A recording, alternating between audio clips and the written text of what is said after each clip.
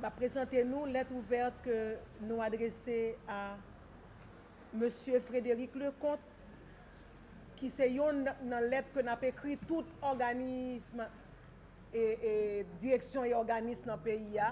Tant qu'au PC, par exemple, prochaine lettre nous allons joindre au PC, parce que nous avons interpellé tout directeur général, tout directeur technique quand dans le pays, parce que faut prendre responsabilité. Si vous pas voulu complice dans ça et moun dans tête l'État a fait.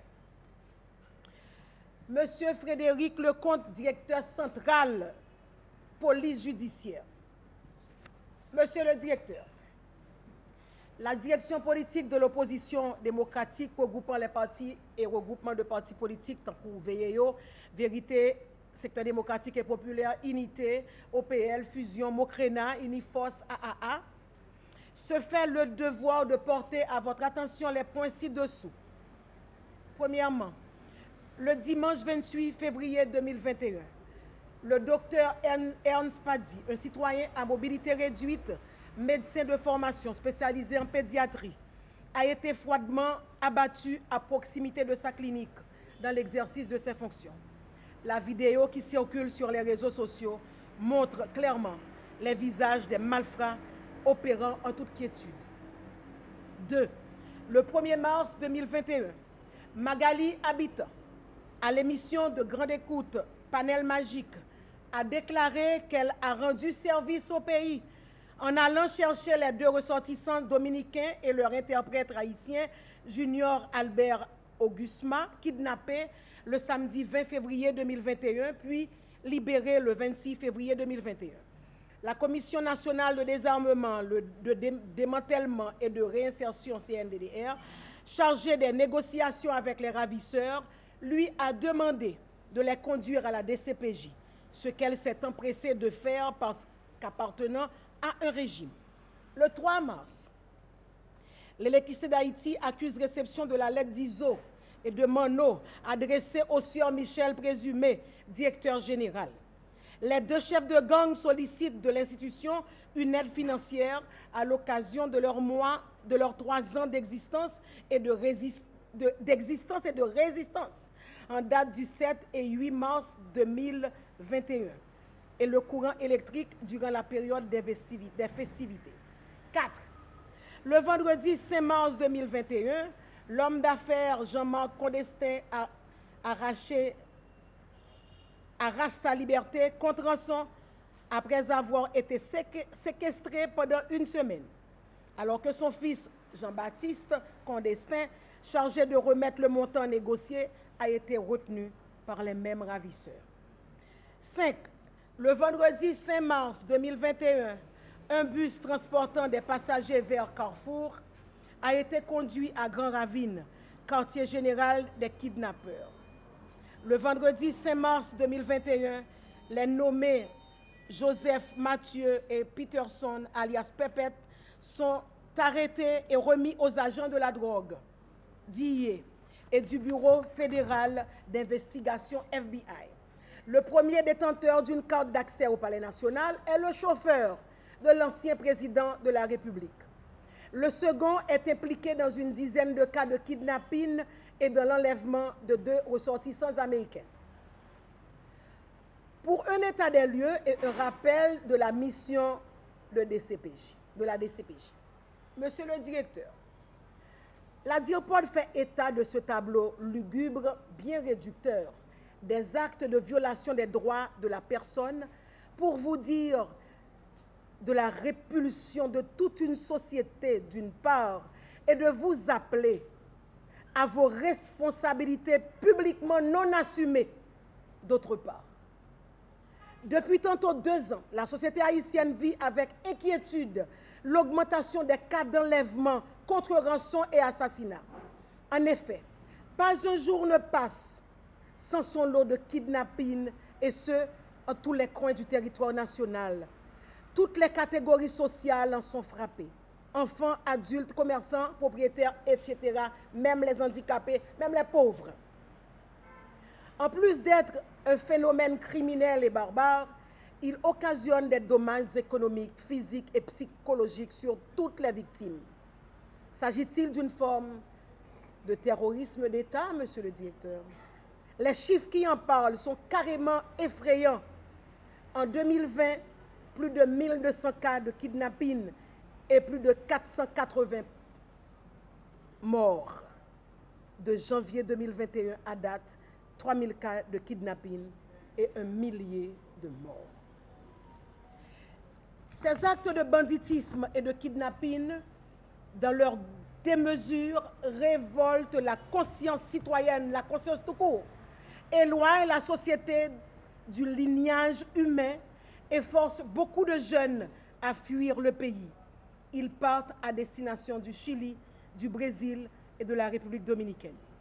Alarmée par cette situation sans précédent, la DIRPOD s'interroge, mêle sa voix à celle des Haïtiens et Haïtiennes honnêtes, soucieux, responsables, pour exprimer son ras-le-bol. Il est navrant, franchement, de constater que malgré les demandes répétées de la population aux oreilles des autorités pour faire face à ce phénomène, aucun kidnappeur à date n'a été ni arrêté ni déféré à la justice. Aussi, les regards sont-ils convergés sur la police nationale dans une de ses composantes, la direction centrale de la police judiciaire. Il convient à cette phase de vous rappeler, monsieur le directeur, le mandat de la DCPJ au regard de la loi du 29 novembre 1994 portant sa création, organisation et fonctionnement de la police nationale d'Haïti. À ce sujet, l'article 31 dispose les attributions de la direction centrale de la police judiciaire sont celles qui sont déterminées par le Code d'instruction criminelle, les autres lois et règlements régissant la matière. Elle a pour attribution spécifique de constater les infractions aux lois pénales, en dresser procès-verbal, en établir les circonstances et en rassembler les preuves. Elle consiste aussi à rechercher les auteurs des crimes, des délits et flagrants délits, surveiller et rechercher les malfaiteurs opérant ou se réfugiant sur le territoire national, coopérer avec les organisations étrangères de la police au besoin, lutter contre la contrebande, le trafic illicite des stupéfiants, fournir toutes informations susceptibles de prévenir ou de réprimer les atteintes à l'ordre et la sûreté politique, économique et sociale dans le cadre des lois de la République. Le constat, c'est qu'il y a inexécution de cette mission, directeur général. Monsieur le directeur général, la direction centrale de la police judiciaire se sent-elle concernée par le massacre perpétré à la Saline en date du 13 novembre 2018, par le massacre perpétré au Bel-Air du 4 au 8 novembre 2019, par la formation du G9 en famille et alliés, sur recommandation de la Commission nationale de désarmement, de démantèlement et de réinsertion, CNDR. Les officiels américains ont eux-mêmes procédé à l'arrestation de 2 bandits proches de l'ancien président Jovenel Moïse, en vue d'être interrogés par la justice américaine. La DCPJ, au contraire, prend toutes les dispositions pour sécuriser les bandits. Le chef de gang surnommé Tilapli affirme avoir kidnappé le fils de Titi, Lotto Borlette. Il informe qu'il fait construire un hôpital à Grand Ravine. Votre direction n'agit pas contre elle. Le G9 en famille et alliés, hautement sécurisé par la police, manifesté à Port-au-Prince, au bas de Delma et à Fontamara. Mieux, la caisse d'assistance sociale débloque des fonds nécessaires permettant aux gangsters de défiler en toute quiétude. Votre direction n'agit pas.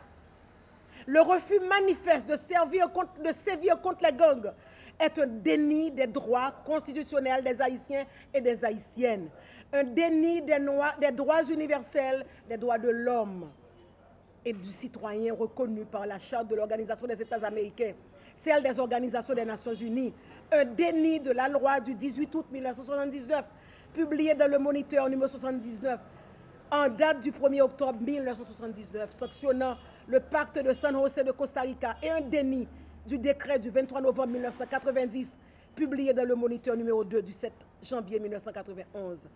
Le préambule de la Constitution amendée de 1987 est sans équivoque. Le peuple haïtien proclame la présente Constitution pour garantir ses droits inaliénables et imprescriptibles à la vie, à la liberté et à la poursuite du bonheur, conformément à son acte d'indépendance de 1804 et à la Déclaration universelle des droits de l'homme de 1948. La Déclaration universelle des droits de l'homme, adoptée en 1948 à Paris par l'Assemblée générale des Nations unies, reconnaît la dignité inaliénable de la personne humaine.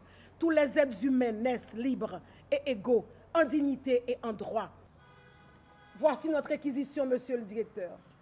La DIRPOD se fait le porte-parole de toutes les familles haïtiennes brutalisées et décapitalisées, endeuillées, traumatisées, de toutes les femmes violées, de tous les enfants privés de leurs parents froidement exécutés, des maris enlevés à l'affection de leurs femmes, kidnappées et exécutées, des femmes privées de leurs maris assassinés, des membres de la diaspora dépouillés de leur avoir. Elle vous demande de vous débarrasser des contraintes extérieures qui entravent l'exercice de votre mission telle que définie par la loi et livrer une bataille sans merci aux bandits qui empoisonnent la vie. L'homme et l'injustice ne peuvent pas cohabiter, monsieur le directeur. Sans justice, sans application de la loi de manière impartiale, c'est le désordre, l'anarchie et le retour à la loi au plus fort. C'est le retour à l'état de nature. Une société qui ne réagit pas contre les voies de fait porte en elle les ferments de sa propre destruction. L'État a la responsabilité de l'ordre public.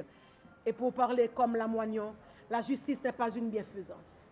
Elle est en réalité un devoir de l'État. En espérant que la présente vous portera à vous rappeler en toutes circonstances la mission de la DCPJ et votre responsabilité en tant que directeur, la DIRPOD vous prie, monsieur le directeur, de recevoir ces salutations distinguées. Copie conforme au directeur général de la police. Copie conforme au commissaire du gouvernement près au tribunal civil de première instance. Copie conforme aux organisations des droits humains. Copie conforme à l'Organisation des États américains. Copie conforme à l'Organisation des Nations unies. Copie conforme au Congrès américain. Copie conforme à l'OIF. Pour la direction de l'opposition, les 9 entités. Merci. Alors, deuxième monde qui va parler dans la conférence, c'est Mme